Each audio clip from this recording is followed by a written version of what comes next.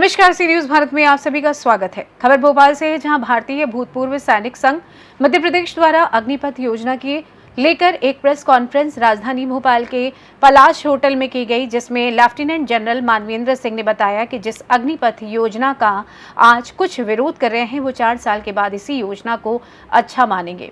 उन्होंने बताया इस योजना से युवाओं को रोजगार के साथ साथ देश की सेवा करने का भी अवसर मिलेगा। उन्होंने अपने 50 साल के अनुभव को साझा करते हुए बताया कि गांव में रहने वाले लोगों को खेती किसानी करने वालों को जब नौकरियां नहीं मिलती थी, तब उन्होंने अपने बच्चों को ज्यादा से ज्यादा सेवा में भर्ती किया। उन्होंने कहा कि आज के युवा भी देश की सेवा करना चाहते हैं, इसलिए वो अग्निवीर ज्वाइन कर रहे हैं और आज नहीं, इसका 4 साल बाद आपको रिजल्ट समझ में आएगा। थोड़ा सा ध्यान इन शब्द पे दीजिएगा। नेशनल सिक्योरिटी के 4 बड़े थ्रेट्स हैं।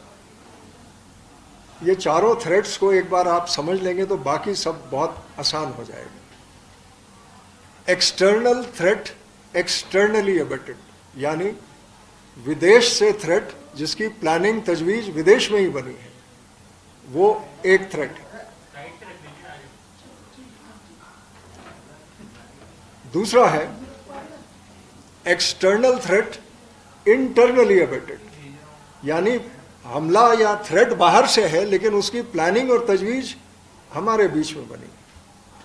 तीसरा है इंटरनल थ्रेट एक्सटर्नली अबेटेड, यानी अंदर का थ्रेट जिसको बाहर के विदेशी लोग कर रहे हैं, जैसे आजकल ये टेररिज्म, प्रॉक्सी वॉर्स, ये सारी चीजें चल रही हैं। और सबसे खतरनाक जो है वो है इंटरनल थ्रेट इंटरनली अबेटेड। और ये मैं नहीं कह रहा हूं, ये इतिहास में, भारतीय इतिहास में चाणक्य ने कहा है। और जब वो शिक्षा दे रहा था तो उसने भी इस बात को माना है, इंटरनल थ्रेट इंटरनली अबेटेड सबसे डेंजरस। इसके अंदर परसेप्शन मैनेजमेंट, जो हम समझ रहे हैं उसका मैनेजमेंट जो है बहुत अहम बात होती है। और परसेप्शन मैनेजमेंट को अगर आप लोग ध्यान से देखेंगे, समझेंगे, जो कि आप लोग सब अच्छी तरह जानते हैं, तो उसका क्या नतीजा ग्राउंड में आके होता है, इसका अंदाजा आप लगा सकते हैं। एक छोटी सी बात मैं बताना चाहता था फ्यूचर कॉन्फ्लिक्ट्स के बारे में। आप सब सुन रहे हैं, कुछ दिनों से थिएटराइजेशन चल रहा है, मतलब भारतीय सेनाओं का थिएटर में बांट हो रही है। सुना है आप सब, सुना होगा आपने, और बहुत उसके ऊपर आर्टिकल्स लिखे जा रहे हैं और बहुत सारी चीजें निकल रही हैं। थिएटर वाइज बन रहा है। याद रहे कि ये थिएटर क्यों बन रहे हैं। इसलिए बन रहे हैं कि आज तक भारतीय सेनाएं एक रीजनल फोर्स था। रीजनल फोर्स का मतलब जो बॉर्डर्स के ऊपर अपनी देश की सुरक्षा करता था। अभी हम रीजनल से निकल करके कॉन्टिनेंटल लेवल पर जाने की कोशिश करें, और उसके लिए जो सेनाएं तैयार होनी है, उस सेना का हमने गठन करना है। इसीलिए थिएटराइजेशन चल रहा है।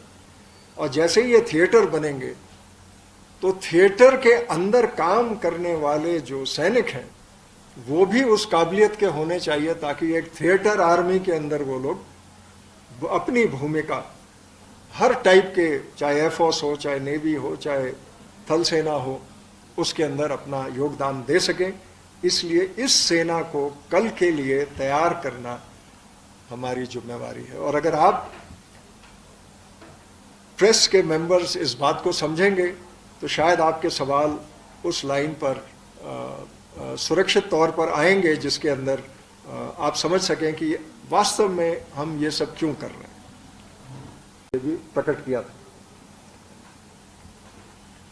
इस बात में आप एक चीज को देखिएगा, आज की तारीख में तो ये 25% लोग रिटेन होंगे, लेकिन 6-7 साल के अंदर नियरली 60% सेना में अग्निपथ के थ्रू आए हुए बच्चे और रिक्रूट और सोल्जर्स, वो सारे 60% टेनेबिलिटी जो है इन सोल्जर्स की हो जाएगी। तो अपने आप थोड़ा वक्त लगता है, एकदम से हर चीज बदली नहीं की जा सकती। कुछ समय पहले एक गांव में था, मैं इधर ही नजदीक में, कुछ बच्चों से मेरी बात चल रही थी कि क्या करोगे, क्या बनोगे, इस तरह की बातचीत। अब ये सब लोग थे जो कि अभी बीए प्रोग्राम ज्वाइन ही किया था, यानी 12वीं करके अगली शिक्षा ले रहे थे। सब जगह कन्फ्यूजन। और कन्फ्यूजन क्यों है? अब ये सब खेती किसानों के बच्चे थे, अब कन्फ्यूजन क्यों है? माता पिता अभी भी सक्षम हैं खेती संभालने के लिए, बच्चे को खेती हैंडओवर नहीं हो रही, अब वो करे तो क्या करे? एक सोशल डायलेमा चल रहा है। ज्यादातर लोग, कोई दुकान लगा रहा है, कोई कुछ कर रहा है, छोटी छोटी बातें, और गुमराह घूम रहे हैं।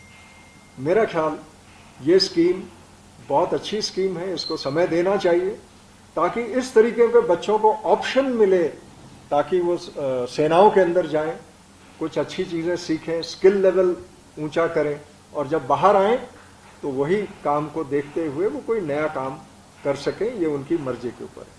और ये आपको मालूम ही है कि जो 25% रिटेंशन है वो सिर्फ वॉलंटियर्स का रिटेंशन है।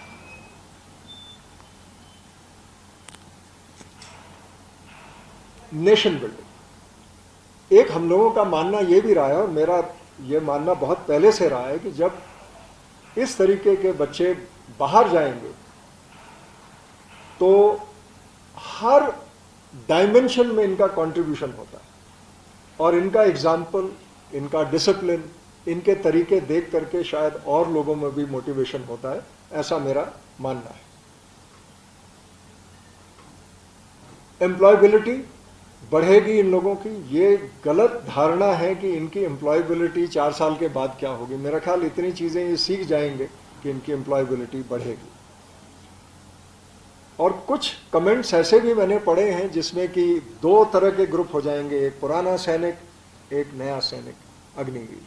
मेरा ख्याल जो हमको बात समझनी चाहिए कि जब दोनों मिलेंगे तो दोनों की बेस्ट क्वालिटीज, इतना तो भरोसा करिए सेना की लीडरशिप में कि दोनों की बेस्ट क्वालिटीज को संगठित करके ये सेना चलेगी। कुछ चैलेंजेस जरूर रहेंगे। ये चैलेंजेस जो मेरी समझ में आते हैं, लीडरशिप के लिए बहुत चैलेंज है कि नए और पुराने तरीके से आए हुए लोगों को संगठित करना, एक दूसरे पर भरोसा डालना, कमराडरी बढ़ाना, ये उनके लिए एक चैलेंज है। आई एम श्योर कि इसको ये लोग कर लेंगे। दूसरा है फियर, और यही एक जगह है जहां पर मेरे को आप लोगों से खास तौर पर बात करनी है कि जो भ्रमित करने वाली बातें सोशल मीडिया में घूम रही हैं, वो एक फियर पैदा कर रही है इन नए अग्निवीरों के दिमाग में कि हमारा 4 साल के बाद क्या होगा, ऐसा करके बहुत लोग कह रहे हैं। मैं ये कहना चाहता हूं कि गवर्नमेंट इस बात पर, और हम लोगों ने देखा है क्योंकि पॉलिसीज पढ़ी हैं, दृढ़ संकल्प है कि इनका पूरा पूरा जो है यूजफुलनेस देश के लिए कहीं ना कहीं इनको एम्प्लॉयमेंट दे करके होगी।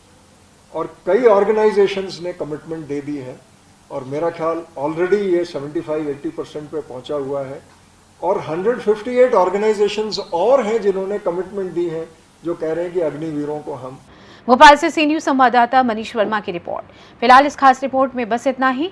देश दुनिया की तमाम खबरों की जानकारी के लिए आप देखते रहिए सी न्यूज भारत। हर खबर आपके साथ, आपके हाथ।